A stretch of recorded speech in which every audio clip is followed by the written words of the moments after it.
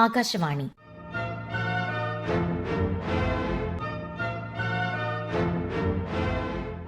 ജില്ലാ വൃത്താന്തം. ഇന്ന് പത്തനംതിട്ട ജില്ല.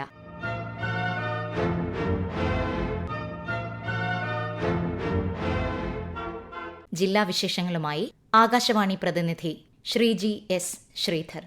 ഈ വർഷത്തെ മണ്ഡല മകരവിളക്ക് തീർത്ഥാടന കാലത്തിന് സമാപനം കുറിച്ച് ഈ മാസം 20-ന് ശബരിമല ക്ഷേത്രനട അടച്ചു. എല്ലാ വകുപ്പുകളുടെയും കൂട്ടായ പരിശ്രമത്താൽ ശബരിമലയിലെത്തിയ എല്ലാ തീർത്ഥാടകർക്കും സുഗമമായ ദർശനകാലം ഒരുക്കി നൽകാൻ സർക്കാരിനും ദേവസ്വം ബോർഡിനുമായി. ശബരിമല തീർത്ഥാടന കാലത്ത് ഭക്തരുടെ എണ്ണത്തിൽ മാത്രമല്ല വരുമാനത്തിലും വർധനവുണ്ടായി. ഇത്തവണ 53 ലക്ഷം തീർത്ഥാടകർ ദർശനം നടത്തി. കഴിഞ്ഞ വർഷത്തെ അപേക്ഷിച്ച് 6 ലക്ഷം പേർ കൂടുതലായെത്തി. ഇതിൽ 10 ലക്ഷം പേർ തത്സമയ ബുക്കിംഗിലൂടെയാണ് ദർശനം നടത്തിയത്.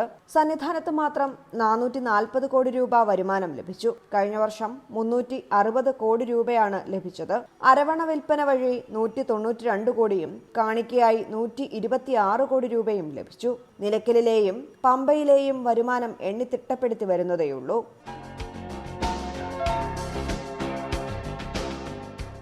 കവയിത്രി സുഗതകുമാരി ടീച്ചറുടെ നവതി ആഘോഷങ്ങൾക്ക് സമാപനം കുറിച്ച് ജന്മനാടായ ആറന്മുളയിൽ 4 നാൾ നീണ്ടുനിന്ന സുഗതോത്സവം പരിപാടി സമാപിച്ചു. 1 വർഷക്കാലമായി രാജ്യത്തിനകത്തും പുറത്തുമായി നടന്നുവന്ന സുഗതകുമാരി ടീച്ചറുടെ നവതി ആഘോഷ പരിപാടികൾക്ക് സമാപനം കുറിച്ച് ജന്മവാർഷിക ദിനം കൂടിയായിരുന്ന ഇന്ന് സുഗത നവതി സമാപന സഭ കേന്ദ്ര പ്രതിരോധ മന്ത്രി രാജ്നാഥ് സിംഗ് ആറന്മുള വിജയാനന്ദ വിദ്യാപീഠം സ്കൂളിൽ ഉദ്ഘാടനം നിർവഹിച്ചു.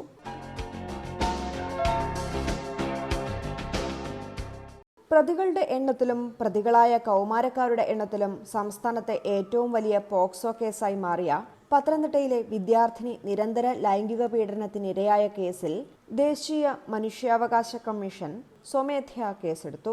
2 ആഴ്ചയ്ക്കുള്ളിൽ വിശദമായ റിപ്പോർട്ട് നൽകാൻ ആവശ്യപ്പെട്ട് DGPക്കും ചീഫ് സെക്രട്ടറിക്കും നോട്ടീസ് നൽകിയിട്ടുണ്ട്. കേസന്വേഷണത്തിലെ നിലവിലെ സ്ഥിതി, പെൺകുട്ടിയുടെ ആരോഗ്യസ്ഥിതി, ചികിത്സ, കൗൺസിലിംഗ്, നഷ്ടപരിഹാരം എന്നിവ സംബന്ധിച്ചും വിവരങ്ങൾ കൈമാറാനും നിർദ്ദേശമുണ്ട്.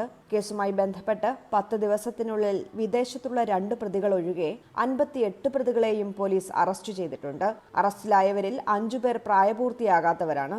ജനുവരി 10-ന് ആദ്യ കേസ് ഇലവുംതിട്ട പോലീസ് രജിസ്റ്റർ ചെയ്തതു മുതൽ പത്തനംതിട്ട ജില്ലയിലെ 4 സ്റ്റേഷനുകളിലായി ആകെ 30 കേസും തിരുവനന്തപുരത്തെ കല്ലമ്പലം സ്റ്റേഷനിൽ രജിസ്റ്റർ ചെയ്ത 1 കേസും ഉൾപ്പെടെ 31 കേസുകളാണ് അതിജീവിതയുടെ മൊഴിപ്രകാരം രജിസ്റ്റർ ചെയ്തിട്ടുള്ളത്. തിരുവനന്തപുരം റേഞ്ച് DIG അജിത ബേഗം മേൽനോട്ടം വഹിക്കുന്ന അന്വേഷണത്തിന് ജില്ലാ പോലീസ് മേധാവിയാണ് നേതൃത്വം നൽകുന്നത്. പത്തനംതിട്ട സ്വകാര്യ ബസ് സ്റ്റാൻഡ് കേന്ദ്രീകരിച്ചാണ് പീഡന സംഭവങ്ങൾ തുടങ്ങുന്നത്.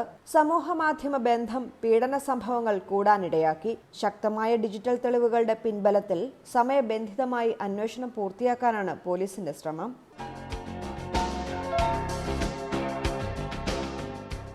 തീവ്രത കൂടിയ ഹെഡ്ലൈറ്റുകളും ഹോണുകളും ഉപയോഗിക്കുന്ന വാഹനങ്ങൾക്കെതിരെ കർശന നടപടിയുമായി മോട്ടോർ വാഹന വകുപ്പ്.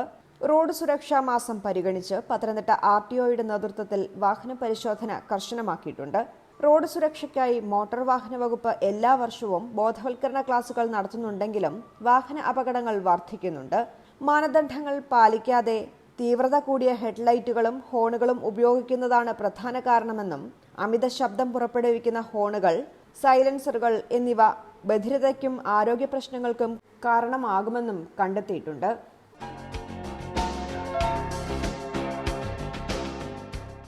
ക്ഷീരമേഖലയിൽ നിരവധി ക്ഷേമ പദ്ധതികൾ സർക്കാർ നടപ്പിലാക്കി വരുന്നതായി ക്ഷീരവികസന മൃഗസംരക്ഷണ വകുപ്പ് മന്ത്രി ജെ ചിഞ്ചുറാണി പറഞ്ഞു. ജില്ലാ ക്ഷീരസംഗമത്തോടനുബന്ധിച്ച് പൊതുസമ്മേളനം കോട്ട ശ്രീദേവി ക്ഷേത്ര ഓഡിറ്റോറിയത്തിൽ ഉദ്ഘാടനം ചെയ്ത് സംസാരിക്കുകയായിരുന്നു മന്ത്രി. പശുക്കൾക്ക് ഹെൽത്ത് കാർഡ് നൽകുന്ന സമൃദ്ധ പദ്ധതിയുടെ തുടക്കം പത്തനംതിട്ടയിലായിരുന്നു. രാജ്യത്തിന് പോലും മാതൃകയായ പദ്ധതിയിൽ ഓരോ പശുക്കളുടെയും കാതിൽ 12 അക്ക നമ്പർ മൈക്രോചിപ്പ് പതിക്കുന്നതായും ഉടമസ്ഥരെ തിരിച്ചറിയാനും വാക്സിൻ വിവരങ്ങളടക്കം ഓൺലൈനിലൂടെ മനസ്സിലാക്കാനും സാധിക്കുന്നുണ്ടെന്നും മന്ത്രി പറഞ്ഞു. 3 വർഷത്തിനുള്ളിൽ എല്ലാ ക്ഷീര കർഷകർക്കും സമഗ്ര ഇൻഷുറൻസ് പദ്ധതി ഉറപ്പാക്കാനാണ് സർക്കാരിന്റെ ശ്രമമെന്നും മന്ത്രി പറഞ്ഞു. മന്ത്രി വീണ ജോർജ് അധ്യക്ഷത വഹിച്ചു.